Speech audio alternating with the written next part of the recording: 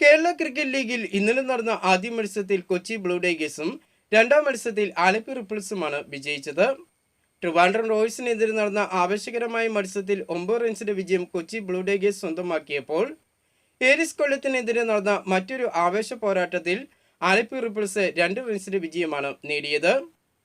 KCL ഇന്ന് നടക്കുന്ന ആദ്യ മത്സരത്തിൽ ഉച്ചകഴിഞ്ഞ് 2:30 ഏരിസ് കൊല്ലം തൃശൂർ ടൈറ്റൻസിനെ നേടുമ്പോൾ രണ്ടാം മത്സരത്തിൽ വൈകുന്നേരം 6:45 ആലപ്പി റിപ്പിൾസ് കാലിക്കറ്റ് ഗ്ലോബ് സ്റ്റാറിനെയാണ് നേടുന്നത്.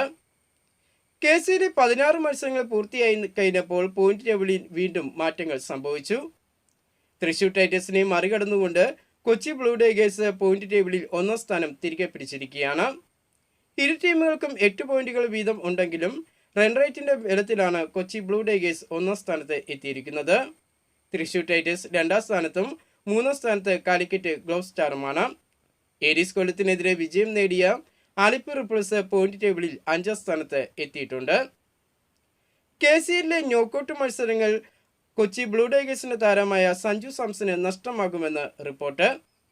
ഏഷ്യാകപ്പ് ടൂർണമെന്റ് സെപ്റ്റംബർ 9 ആരംഭിക്കുമ്പോൾ ഇന്ത്യൻ ടീമിന്റെ ഭാഗമായ സഞ്ജുവിന് നേരത്തെ തന്നെ ടീമിനോടൊപ്പം ചേരേണ്ടി വരുന്നതുകൊണ്ടാണ് KCLിലെ നോക്കൌട്ട് മത്സരങ്ങൾ നഷ്ടമാകും എന്ന റിപ്പോർട്ട് പുറത്തു വരുന്നത്.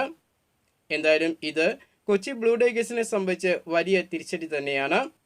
നിലവിൽ സഞ്ജു സാംസന്റെ ബാറ്റിംഗ് കരുത്തിലാണ് കൊച്ചി ബ്ലൂ ടൈഗേഴ്സ് KCL ടൂർണമെന്റിൽ 1ാം സ്ഥാനത്ത് എത്തിയിരിക്കുന്നത്. കൂടുതൽ ക്രിക്കറ്റ് വാർത്തകളും വിശേഷങ്ങളുമായിട്ട് നമുക്കിനി അടുത്ത വീഡിയോയിൽ കാണാം.